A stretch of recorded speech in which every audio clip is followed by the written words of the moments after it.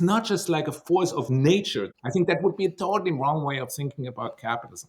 I think we should think about it as a human-made order that we also can shape and create in ways that is conducive to the well-being of as many people as possible. I'm Bethany McLean. Did you ever have a moment of doubt about capitalism and whether greed's a good idea? And I'm Luigi and Bethany. We have socialism for the very rich, rugged individualism for the poor. And this is Capitalism, a podcast about what is working in capitalism. First of all, tell me, is there some society you know that doesn't run on greed? And most importantly, what isn't? We ought to do better by the people that get left behind. I don't think we should kill the capital system in the process. What is capitalism? It's more difficult to get a clear answer than you might think. Wikipedia says, capitalism is an economic system based on the private ownership of the means of production and their use for the purpose of attaining profit, and typically includes things like profit motive, capital accumulation, competitive markets, commodification, wage labor, and an emphasis on innovation and growth. Oof. What does that mean? It's not even clear that we can describe capitalism by what it isn't. Is China capitalist? Probably the two most famous quotes about capitalism are one from Adam Smith. It's not from the benevolence of the butcher, the brewer, or the baker that we expect our dinner, but from their regard to their own interests. In this view, capitalism is fundamentally an engine that channels self-interest into prosperity. But of course, there is the other view, Karl Marx's view, that is the opposite. It is a machine that converts power into profits, or as Marx said, capitalism comes dripping from the head to foot, from every pore, with blood and dirt. So who better to explore this complex topic than Sven Beckert, who is the founder of Harvard's program on the study of capitalism and who is a Pulitzer finalist for his previous book, Empire of Cotton. His new book is an 1,101-page tour de force entitled, appropriately enough, A Global History of Capitalism. One of the innovative aspects of this book is that it takes a very global view of capitalism instead of one that, at least traditionally, was Eurocentric. He begins his book not with the Industrial Revolution or with Adam Smith, but back in the 12th century in the Yemeni city of Aden. Beckert argues that the free market was made by charter, codes, tariff, and force, and he has written, "The state made the market." He also argues that capitalism thrives under liberal and illiberal regimes alike. Beckert's book raises questions that are critical to our time, as what some would argue are capitalism's flaws rise to the surface. He calls the process of capitalism one of ceaseless accumulation. So, is capitalism inherently ethical, or does it require separate moral foundations? Is it compatible with freedom, or does it bend toward coercion and inequality? Is it perpetual growth, or is it headed for a ceiling? So, Sven Beckert, welcome to Capital Isn't. In your new book, A Global History of Capitalism, you attempt, over 1,000 pages, to define something that has historically been quite difficult to pin down. What is capitalism? And so, I'll ask you that question to start. What is capitalism? Why is something so seemingly basic so hard to understand?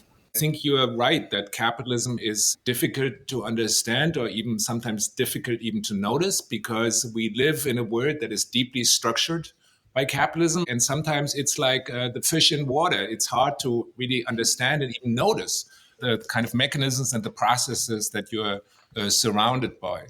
And so we need to start with the insight that capitalism is a particular economic logic that emerged at a particular moment in time. And then, of course, what this implies is that in order to understand capitalism, you need to understand it from a historical perspective. But of course, there needs to be something that holds the entire thing together, that allows us to speak about capitalism when we look at, let's say the mid 17th century Caribbean, and when we look at Great Britain in the 1850s and Detroit in the 1950s, and maybe Shenzhen today in the 2025. What holds all of these very different kinds of capitalisms together is that capitalism is an economic logic that is defined by privately owned capital that is productively invested in order to produce more capital. I think that is the kind of most basic logic of capitalism, and that brings together all these different specific articulations of capitalism at various moments in time throughout history. So I read particularly the first part of your book very much as a illustration of Polanyi's ideas that markets at the beginning were kind of isolated and society was dominating. So you have these islands that society kind of ostracized markets and limit them to islands, physical islands or simply ports that were islands. But slowly, these islands take over the world. Is my reading correct, or am I overinterpreting? I start out with talking about capitalists without capitalism. So I'm searching out where this capitalist logic comes from. And you can clearly find it in merchant communities in the first half of the second millennium. You can also find it in merchant communities earlier. So I'm not claiming that, this logic emerged at this particular moment in time. You find this logic in many, many different parts of the world. But as you say, it's quite marginal to economic life more broadly on planet Earth. But I think I would take issue with one part of your description of that. And that is capitalism is not defined by the existence of markets. As far as we know, markets have existed in all human societies. Humans have traded with one another, as far as we know, throughout all of human history. So I don't think markets as such are definitive of capitalism. In your book, you also chronicle how capitalism is mutable and is changed not only over time, but in place. So is there a simple answer to why capitalism has thrived under both liberal and illiberal regimes? And is there a difference in the type of capitalism that has thrived in each regime? Yes, I mean, that is probably one of the most striking findings in the book. I think capitalism is an economic logic that it has a core to it, as we discussed, but its institutional embeddedness, its political embeddedness, its reliance on various kinds of labor regimes, its very political territorial organization suggests to me that capitalism is fundamentally undogmatic. If you think about the 1750s, it draws to a significant degree on the labor of enslaved people in the Caribbean, but capitalism can thrive in a world in which people are paid wages. So there is a whole diversity of labor regimes. Capitalism can thrive in a world in which there are large monarchical states, or there are city states, or there are empires like the British Empire or the French Empire, or there are large nation states like the United States, or again, small city states like Singapore today. So again, a whole variety of territorial arrangements go perfectly well with the expansion of capitalism. So the upshot of all of that is that I think capitalism is undogmatic, and in that way, capitalism is quite different from many of the people who write about capitalism. But going back to markets, of course, markets exist before capitalism, but I see, and maybe I'm wrong here, but I see capitalism as the market starts to influence a greater part of society, because in the old days, the market was isolated. I come from nearby Venice. There is the original ghetto in Venice where the Jews were confined, where they were landing, and it was a very active marketplace, but was limited and limited in a city that was already a merchant city like Venice. In the grander scheme of society, they were super limited. What we observe in modern time is the takeover of markets. And recently we have interviewed Tim Wu, I don't know if you know him, but has written a book about the extraction economies, and basically says that the ultimate stage is that now even the marketplace has been privatized because it's owned by platforms. So I think that that's, in my way, the ultimate stage of capitalism, where the market expands everywhere up to this point. No, I totally agree with you. That I think that is historically exactly accurate. But I think markets are also always political constructions. They also rely on the powers of the state. And so that's another important argument that this book tries to make, is to show how important the state is to this capitalist revolution, and how important the state is to the expansion of capitalism. And indeed, I argue at one point, you might take issue with that, Luigi, but I argue at one point that capitalism is, in a way, the most statist economic civilization, perhaps except for Soviet communism. So if that's true, if the state is essential to capitalism, how do you think about capitalism's relationships to what most people consider free markets, which is some sort of ideal market that exists without the state? But then also, what sort of responsibility does the state have for capitalism if it is ultimately a construct of the state? The idea that capitalism is a state of economic life in which the state could even conceivably be absent is like a theoretical construct that has almost nothing to do with the real history of capitalism. It is a very powerful construct. I think you're absolutely right. It's a notion that structures also contemporary political the political conversations in important ways. But I have to tell you, as a historian, from a historical perspective, I think while that might be theoretically conceivable in some ways, though I even doubt that, but maybe it is, in an economics textbook. But historically, capitalism has never existed as a kind of a pure market. But to be fair to my colleagues, probably all economists agree that the state has a very important role, which is the one to define and enforce property rights, which especially historically were not well defined. Without that intervention, you couldn't have capitalism. I don't think that anybody I know, at least, think that very true. anarchy. Very true. Yes, very, very, very, very true. It's more like it's probably not so much in the economics profession, but in the kind of public sphere that sometimes this idea circulates, that somehow there is a foundational conflict between the state and capitalism, which I think is not the case. I think the state is constitutive of capitalism. And historically, if you look at the last 500 years, you see clearly, you see a massive expansion of the state. And at the same time, you see a massive expansion of capitalism. So historically, there must be some kind of relation between the one and the other. I agree with Sven, Luigi. I have to say that more, perhaps more accurate definition of capitalism is confined to the economics department. Definitely not the general public or probably the journalistic sphere, where we would consider capitalism and the state to be antithetical. Yeah. So if I can bring you to something slightly different, I was very intrigued by your story of China. And let me tell you the way I interpret it and tell me how far off I am. But if I understood correctly, what you're saying is China was a much better developed society, in particular was much better able at taxing farmers because they could assess the value of the land, etc. So it didn't need, as a state, very much of the revenues from trade. Most states in the past were financed themselves through tariffs, a bit like Trump wants to do now. As a result of the independence of merchants, they were able to stop merchants when the merchants were too disruptive to society, in a way in which England, certainly Venice, the Netherlands, etc., could not do. The peak of this is when, and I don't know, I think is in the 1500, when there is this big expedition of China to Africa, and then the emperor say no more, and they destroy the ships and basically stop explorations because they prioritize stability over, if you want, growth. I mean, the big puzzle is, so as you described earlier, the world is full of these islands of capitalists. There are many thriving merchant communities in many parts of the world.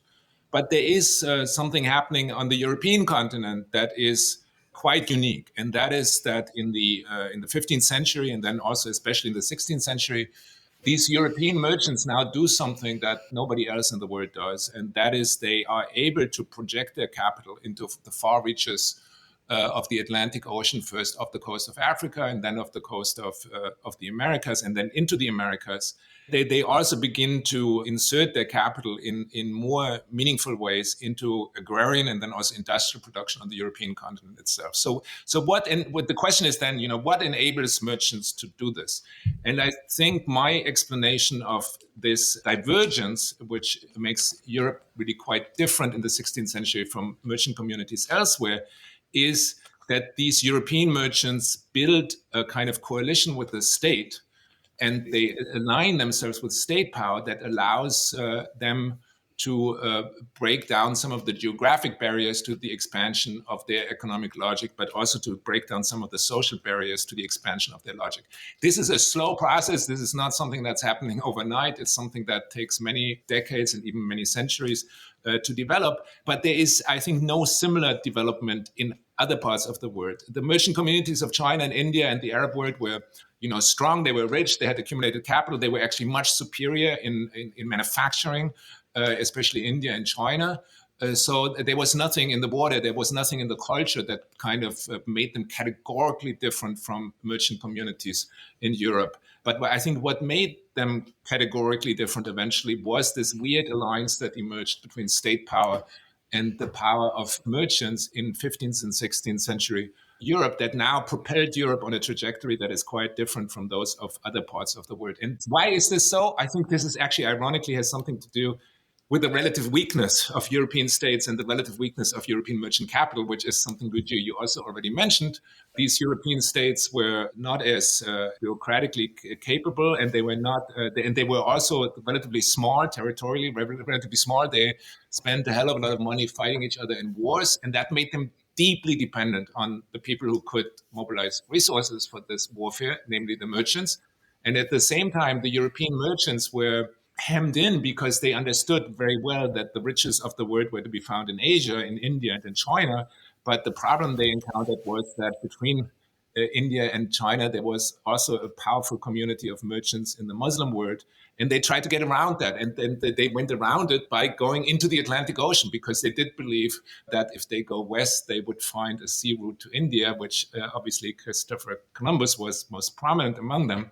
But this didn't happen. But there was also a certain structural weakness within European merchant communities, and that drove them into the arms of the state, also in ways unlike what was happening in other parts of the world. And I think, to end this story, I think Christopher Columbus is a great person to focus on, because he's both a Genoese merchant and he combines his energies with those of the Iberian crown. And it's this joint project of Genoese merchant capital and the Iberian crown that brings European state power, but also, of course, the investments of European merchants into the wider Atlantic world.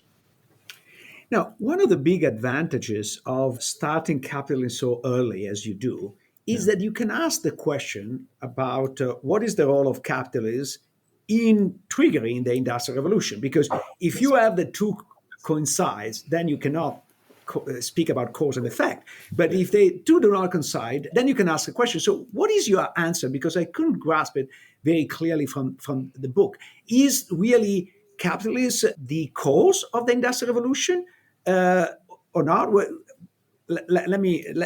don't you answer? No, great point, Luigi. Great point. And look, this is crystal clear to me. I mean, so much of our thinking about capitalism basically starts with the Industrial Revolution. It's as if capitalism is born at the moment of Industrial Revolution. I think this is totally wrong. I think capitalism is not the child of the Industrial Revolution, but the Industrial Revolution is the child of capitalism. I mean, the Industrial Revolution, as you know, begins in cotton textiles. There is already a vibrant trade in textiles, mostly brought from India to Europe, to West Africa, then also to the Americas. There is, already significant capital accumulation that came out of international trade. There are new possibilities of organizing production that began in the sugar industry of the Caribbean. And so all of this combines at this particular moment in time, some artisanal entrepreneurs, some small scale entrepreneurs, some of them with very little capital at their disposal, some even just being skilled workers. They now see this opportunity. If we reorganize the production of cotton textiles, there's going to be a huge market for this. And they do. And eventually they find a way to drastically improve productivity of the cotton spinning and then also cotton weaving.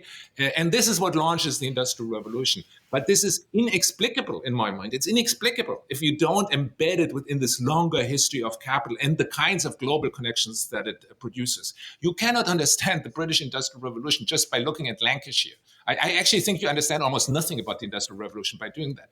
You need to understand it out of a kind of conjuncture of global events that have been in the making for several hundred years that now kind of concentrate on this one particular point, this one particular place in the world, and launch what is perhaps the most impactful change in economic organization and production ever in global history. So that is my argument, Luigi. So in both your previous book, Empire of Cotton, and this one, you weave in racism and stories of plunder and expropriation. Are those core to capitalism? Can you have capitalism without plunder, or does capitalism require a kind of plunder in order to thrive? In the end, I don't know. I don't have a good answer to that because, we can't run a kind of gigantic experiment. We can only no counterfactuals, right?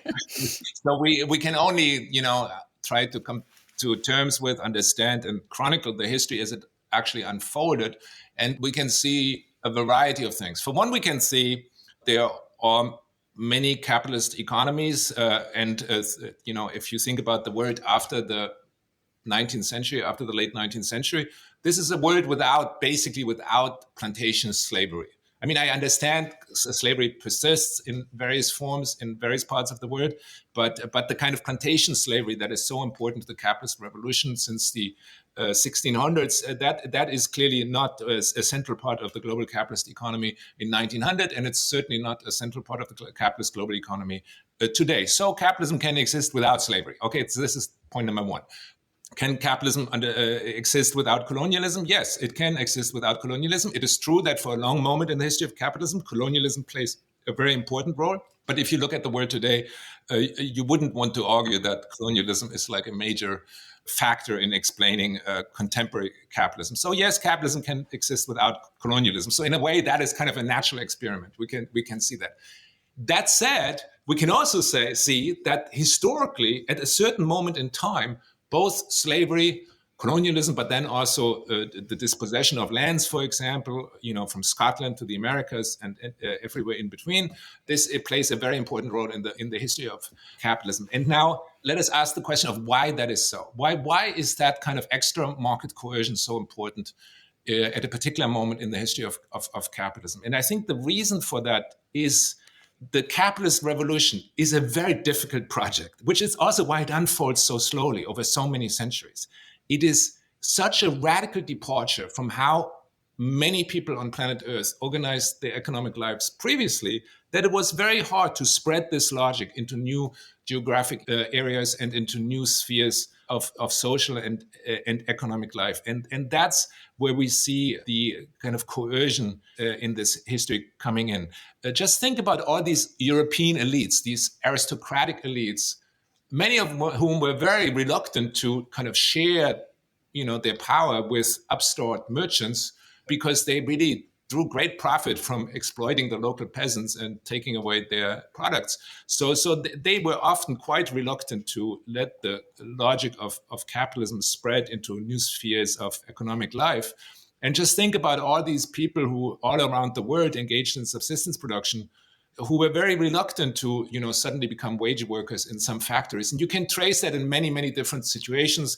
For example, I write a lot about the Scottish cotton textile industry in the late 1700s. And, one of the main problems that manufacturers in Scotland faced was how do we get people to work in factories? Because people did not like working in factories. Indeed, many were afraid of working in factories. And so what clearly was very helpful to these manufacturers was when people in the Scottish Highlands and elsewhere lost access to their land and therefore had no choice but to end up working in the factories. The same in India, when the British in the 1840s or 1850s tried to build cotton plantations in India that were supposed to produce cotton not by enslaving the workers like in America, but by paying them wages. It was almost impossible to find these people to come to work on these cotton plantations because they much preferred to engage in their own subsistence agriculture in the villages where they came from. And so there was a discussion among British merchants in the 1830s and 1840s in India, maybe we need a little bit of coercion to bring people into cotton agriculture. So this is all just to say that, this is a radical transformation in economic life and in life more broadly. I think that explains why coercion plays such an important role in certain moments of the history of capitalism, but at certain moments. If you think about dispossession, okay, now the question is, where are we now? So dispossession is certainly a very important theme in the history of capitalism, and you find it at many different moments in the history of capitalism. And in some ways, you can even find it today as we learn the newest kid on the block, artificial intelligence, is being fed by the collective labor of all of us that we have produced over generations, and that so far has not been remunerated because the books and articles and everything we write is being fed into these machines to produce what is then called artificial intelligence. But it's really based on our human intelligence that we labored very hard for and did not get compensated for when it was used for other purposes. So this process in some ways is also ongoing, even though it looks very different from the land dispossessions that you find in the Scottish Highlands in the 1760s or so. So this might be a slightly butchered question because I'm thinking about a couple of different things, but you use the word global and you use the word unpredictable a lot to describe capitalism. So if we think now, some would argue that we're in a period of capitalistic excess. But if the state and capitalism are inextricably bound up, does the state then bear any responsibility for the direction of capitalism? Or because it is unpredictable and global, is it too much for any one state? Are we living with the laws of unintended consequences if any one state attempts to structure the future of their brand of capitalism? No, no, not necessarily. I mean, I do emphasize, as you also just pointed out, I do emphasize very much how capitalism changes quite drastically over time. Its institutional embeddedness changes significantly over time. The kind of golden age capitalism of the 1960s is very different, let's say, from the more laissez-faire capitalism of the United States in the 1920s. And a significant role in facilitating that change over time is certainly state policy. So, for example, we talked earlier about the importance of slavery to the early history of capitalism. And there was widespread belief, if you read British merchants or British parliamentary debates, there was widespread belief in the early 19th century even that this kind of commercial capitalist economy could not survive without also drawing upon the labor of enslaved people. But then we see, massive rebellions against slavery, both in a place like Saint-Domingue in present-day Haiti. The American Civil War has also been seen as a kind of slave rebellion. There are lots of slave rebellions on various Caribbean islands. So the people who were very poor, did not have much power, were often illiterate. They affected a huge transformation in global capitalism. They helped create a capitalism without plantation slavery. And this is also the case for 20th century capitalism. In the late 19th century, it sees the emergence of a powerful labor movement. That labor movement, organizing industrial workers, had a significant impact on the structure of especially post-1945 capitalism in Europe and the United States, thanks to a variety of political interventions. So in a way, my story should give us a certain confidence that we can shape this order. It's not just like a force of nature that we can just, it's not like a godly order and we just we just adjust to whatever this godly order demands of us. I think that would be a totally wrong way of thinking about capitalism. I think we should think about it as a human-made order that we also can shape and create in ways that is conducive to the well-being of as many people as possible. I would go even farther. I would say that whenever you hear capitalist, that if you change an epsilon, capitalism as we know will end, is a kind of a fake claim. Capitalism goes on. In fact, to some extent, an inspiration is the pressure from a democratic system made capitalism work for everyone. The big successes of capitalism, at least when you think about the broader set of the population, comes with a conjunction with a democratic system. It's not that capitalists can need a democracy to exist, but need the democracy, in my view, to exist in a positive way, in a way to work for everyone. No, I totally agree with you. And I think the history of capitalism, not just of the last 100 years, but of the last 500 years, really shows that to be the case. But if we think about the 20th century, just think back to the 1950s in the United States, when we have a marginal tax rate of up to 93%. We have a very powerful union movement.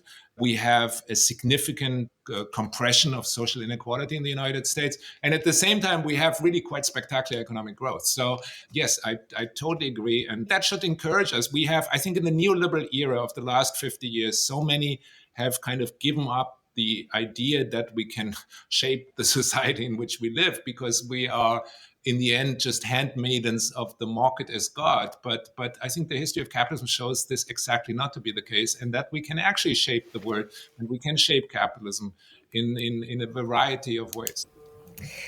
So a philosophical question that your book made me ponder. I've thought that capitalism, at least as it evolved in Europe and America, ended up subverting the traditional definitions of aristocracy and the traditional inheritance of aristocracy.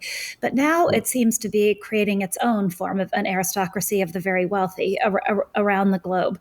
Is that a natural evolution of capitalism? And I think based on your answer that you just gave, no, we can reshape that then. But do you think that's a fair reading? Yes, no, I think capitalism is categorically different from an aristocratic or feudal society, because in an aristocratic and feudal society, what in the end counts is to whom you were born.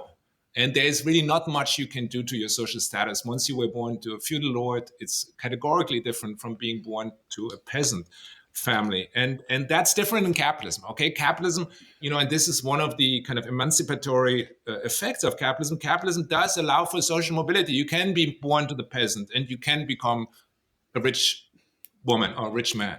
Not that this typically happens, but conceptually it's possible, and historically it's true too.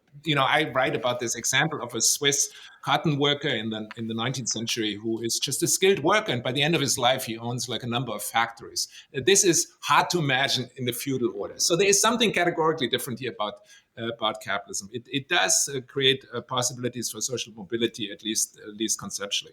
But what we see, of course, is that there is a kind of tendency of capital to concentrate in fewer and fewer hands. And of course, once this happens, those people who come to control such great resources are developing ideologies and ideas and legitimations for why the world is structured in this particular way, why they must have almost everything and everybody else has very little. But I think that is, this is just a kind of ideology, and things can change. Just think about it. In 1861, there was a significant accumulation of wealth in the American South. What did this wealth consist of? It consisted largely of enslaved workers. Fast forward to 1865, those property rights are abolished. And so there is a significant redistribution of social wealth. So, and there are many, many other examples for that in history. So, yes, I think there is a tendency within capitalism to concentrate economic resources. I think there's clearly a preference among entrepreneurs for monopoly. I don't think that comes as a great surprise to anybody teaching at a business school, but there are also historically ways to limit that. And the state, again, has historically played a very important role in that. But it becomes, of course, politically more difficult because economic power also translates then into political power, as we see so well now in the United States and other parts of the world. Sven, to your point of the feudal order based on birth, when I was a little kid in Italy, I interacted with some older, richer people. They will ask you how you were born. Of course, they didn't want to detail because they want to know basically what family was coming from, because that was the most important thing. This was not in the Middle Ages, but was a few years ago. But I want to actually end with a more provocative question, because you define capitalism as an expansion of the market sphere everywhere. And so I don't see why you don't identify feminism as intrinsically capitalist, because at the end of the day, the role of women in society is based on tradition. And the more you expand, the family is part of tradition. The fact that, at least historically, the tasks were allocated in a very uneven way was the result, not of market forces, was the result of traditions. As the market forces come in, as women go to work, this crumble down. So isn't capitalist essentially feminist? I don't know about that, but I think that yes, that is important. I think capitalism in its pure form, in the sense that it structures all economic relations, all social relations, has never existed and perhaps cannot exist. Because in the end, at all moments in history so far, capitalism has rested on a sphere that is outside the market. And the family is clearly one of the most important spheres outside the market. In 1981, there was a group of French feminists who calculated how much of economic output in France in 1981 is produced outside the market within families, namely mostly by women, like child rearing, cooking, cleaning, and all these things. And they come to the conclusion that about 1/5 of all economic activity in France in 1981 is produced outside the market, namely within families. This might be diminishing now, the market is certainly making inroads into the family, but I think it still remains to a significant degree also a rhyme outside the market. And so, yes, we started out talking about what is capitalism, and we defined the logic of capitalism as the kind of process of ceaseless expansion and ceaseless accumulation. But I think there are also certain boundaries that the preconditions of the ability to organize economic life along this logic is also the existence of a rhyme outside this logic.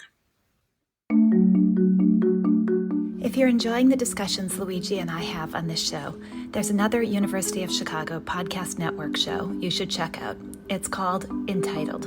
International lawyers Claudia Flores and Tom Ginsberg have traveled the world, getting into the weeds of global human rights debates. On Entitled, they use their expertise to explore the stories and the thorny questions around why rights matter and what's the matter with rights. Subscribe to Entitled, part of the award-winning University of Chicago podcast network.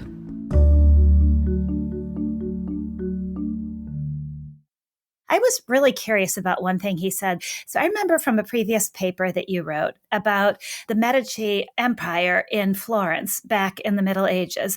And I think your argument is that the combination of the state and capitalism, when the aims of both became the same, ended up actually breaking the system, and that was dangerous.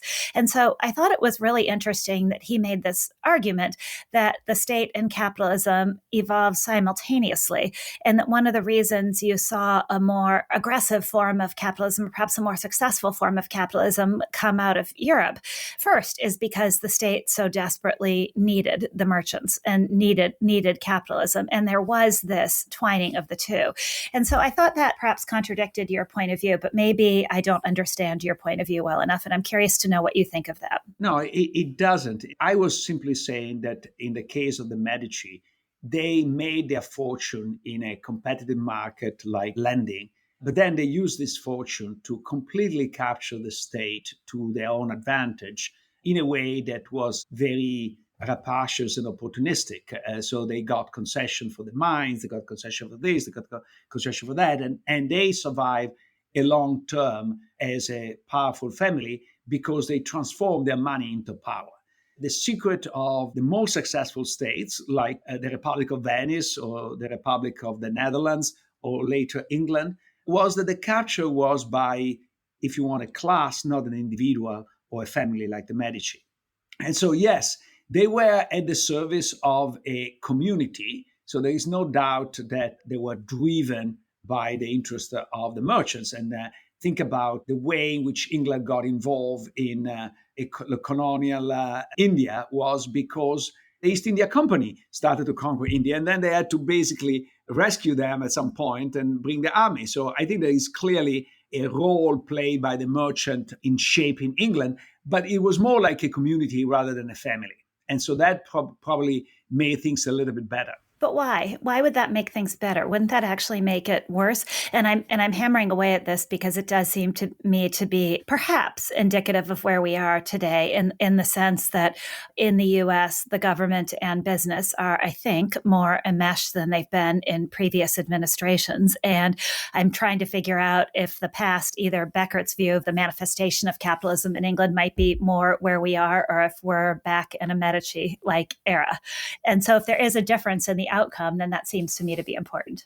No, I think it's very important. I guess is how important is the pushback of other categories in the sense that there is no doubt that in England, the merchants were dominant, but they were not the only force. There was a pretty strong agricultural lobby that was pushing the opposite direction. And so from this, if you want, competition among lobby, you had a better outcome than a complete domination by one group. I think in Venice, for a while, you had a pretty good outcome, but maybe eventually became too inward looking and not sufficiently open to new innovation or new lobby or new ideas. So, what else stood out to you? I liked that he didn't have an easy answer when he talked about capitalism in the state, that the state can change, the state might be unpredictable, but that doesn't obviate the state's role in trying to set the guardrails for what this looks like. And I think that's actually maybe about as good an answer as you could have, even if it's not crisp or ideological. So one thing that I actually buy from his narrative, which I think is interesting, is people did not have a notion of the power of accumulation in the past because it was so difficult to do it in a world in which basically labor is not very mobile. You can't buy land. How can you become rich? How can you see yourself accumulating to become richer? The example that he gives of the Barbados is fascinating because all of a sudden you have literally a clean slate. Now, I grant you, it was made clean by wiping out the locals and bringing in slaves. But it's a moment in which you actually have no social boundaries. And so you experience for the first time the power of accumulation. And once you understand that power, then you try to apply everywhere. This is I think this message that capitalism was born in islands, physically and metaphorically, and then expanded and slowly conquer the rest of the world. So you've seen in Ireland, what can you do without any social constraint? And then you can try to have the same lack of constraint everywhere else. After all, the beginning of capitalism was laissez-faire, laissez-passer, which I later learned that actually was laissez-nous-faire, laissez-nous-passer, which nous is us, the entrepreneur. So let us do what we want. Okay? This is the beginning of capitalism, which is, in a sense, is the extrapolation of, let to ourselves in Barbados, we can make a lot of money. If you let us do the same here, we can make a lot of money as well. Huh. So let us do with what we want. Let us do what we want is awfully close to Silicon Valley's modern mantra of move fast and break things, right? Absolutely. You know the expression that nothing changes? Everything changes and nothing changes. Yes. Exactly. Yeah, I think that point of his was one of the reasons I was prepared not to like him, not necessarily because it's true, but because it felt ideological and it felt even a little bit sort of catering to some of the forces of our world, that capitalism was born of plunder and conquest. But I actually really liked what he said on the podcast, that just because that played such a pivotal role in capitalism's development, and it inescapably did. But that doesn't mean that that's capitalism today, because he isn't fixed on a definition of this thing that is always mutable and changing. And that looking at it through the lens of history, well, yes, it did. Slavery played a role in capitalism. It absolutely did. You can't avoid that. But then he also was unwilling to say, well, you need slavery for capitalism to continue. And I really appreciated that nuanced way of thinking about it. Yeah, if we had more time, I would like to push him on the following point, because in the book, he seems to attribute a lot of things to capitalism, like races, patriarchy. And I asked the question about patriarchy, but I had a question about races, for example, to say, look, societies are racist, whether they are capitalist or they are not capitalist. In a sense, the Soviet Union was racist. A lot of primitive society are very racist. So I don't think that racist is essential to capitalism. And now, capitalism is not necessarily anti-racist. So the question is whether capitalism makes racism worse or better.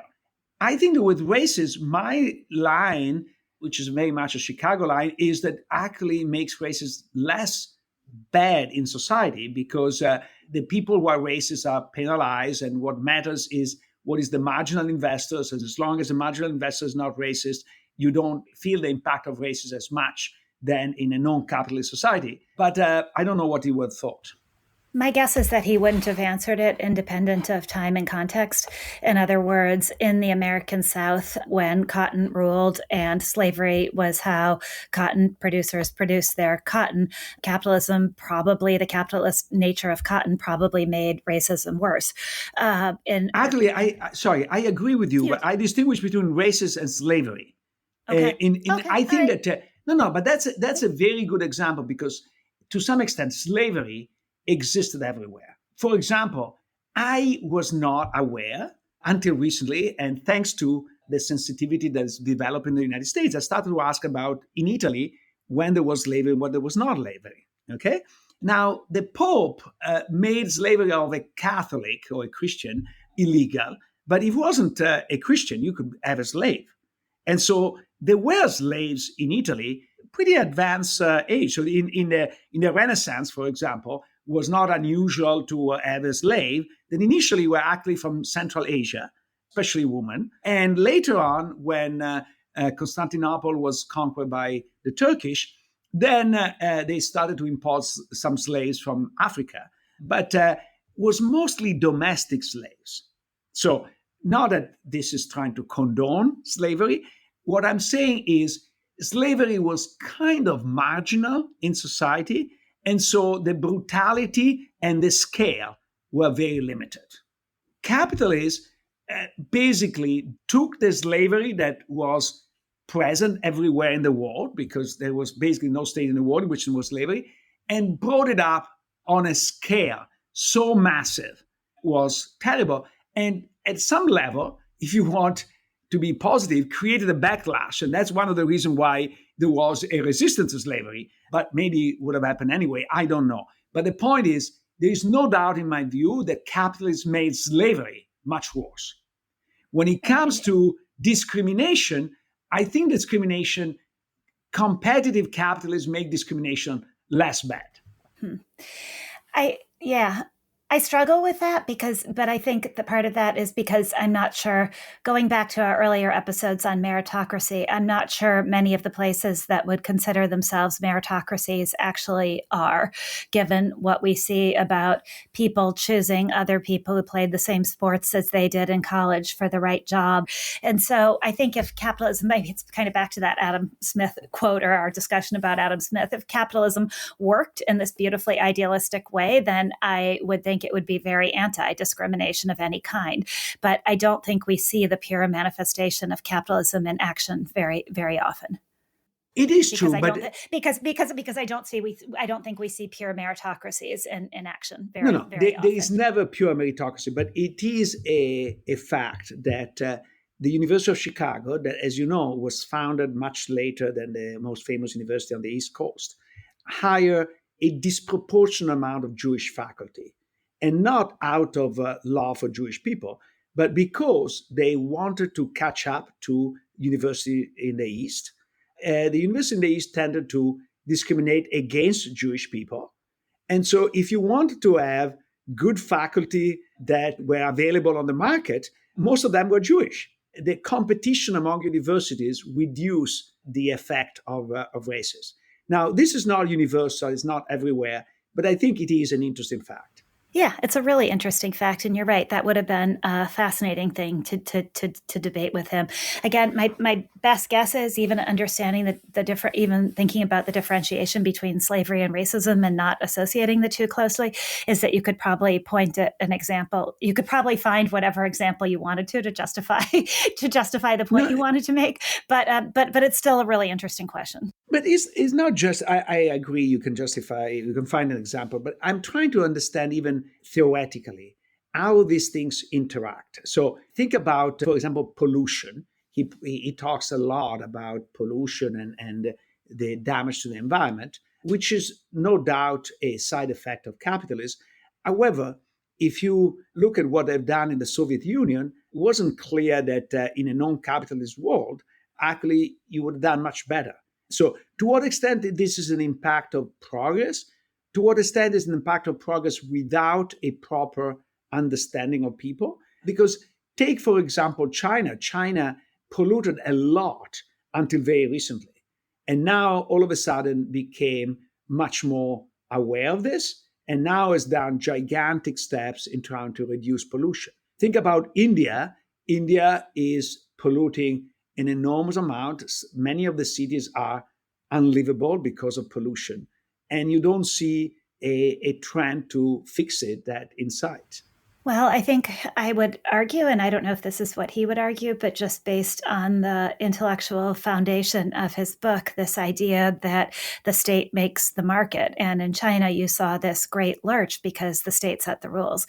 Here, where we saw pollution be out of control, it was because the polluters externalized their costs, and that's because of the rules set by the state. So I think it all depends in that case. That actually does, to me, reinforce this idea of his, which you and I have tossed around before, and we've thought about in other conversations, that there is no market that exists outside of the rules set by the state. And so even in the case of pollution, or especially in the case of pollution, it depends on the rules set by the state. No, that's for sure. But the question is, what are the incentives of the state?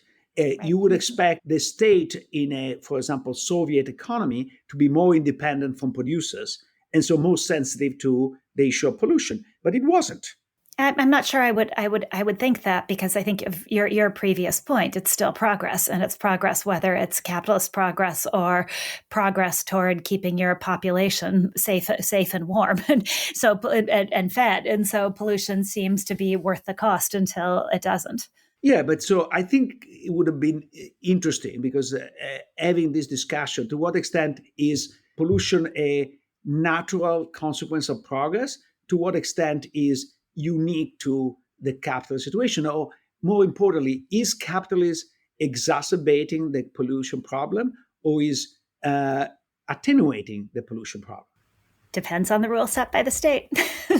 Yeah, but if the state is... No, I understand. But if the state is part of the equilibrium in a capitalist regime, in a capitalist system, if the company have so much power over the state, can they rule in such an effective way that mute the power of the state or not? Well, that's back to where we began this conversation with the Medicis, and whether it's a family that controls the state or is too enmeshed with the state, or whether it's a producer class that controls the state. And does it matter for the outcome, or do both come with their dangers? But at the end of the day, I think that this is where democracy is very important, because in the States, for example, the dramatic improvement in reducing pollution in the 70s was the result of a democratic movement that started with the Silent Spring book by Rachel Carson, and a very important effects. Yeah. So maybe it's interesting. Maybe it's that to our ongoing conversation about democracy and capitalism going hand in hand, maybe it's that democracy gives capitalism the moral backbone that it needs, that it might otherwise be lacking. And I suppose I could start challenging that even as I say it, in the sense that China has been able to address some of its crises through the state setting the moral backbone. But maybe democracy is the necessary antidote to capitalism that enables it to thrive. Let me qualify what you just said, because I think it's important. You need a state that gives a moral compass to capitalism, because capitalism is amoral. It's not necessarily immoral, but it's amoral. And then the question is, what is the political system that gives the most moral compass, or is better at giving this moral compass? And this is a bit tautological, but I think a true democracy is the best. If you end up in a plutocracy, this might be worse than an autocracy, because occasionally the autocrats are concerned about the population, and in a plutocracy, you're not. I actually really like that. See, thinking out loud together, I think we got somewhere, that it's satisfying to the two of us, if not to our listeners. Capitalism is a podcast from the University of Chicago Podcast Network and the Stiegler Center in collaboration with the Chicago Booth Review. The show is produced by me, Matt Hodap, and Leah Cesarine, with production assistance from Utsof Gandhi, Matt Lucky, Sebastian Burka, Andy Shee, and Brooke Fox. Don't forget to subscribe and leave a review wherever you get your podcasts. And if you'd like to take our conversation further, also check out promarket.org, a publication of the Stiegler Center, and subscribe to our newsletter. Sign up at chicagobooth.edu/Stiegler to discover exciting new content, events, and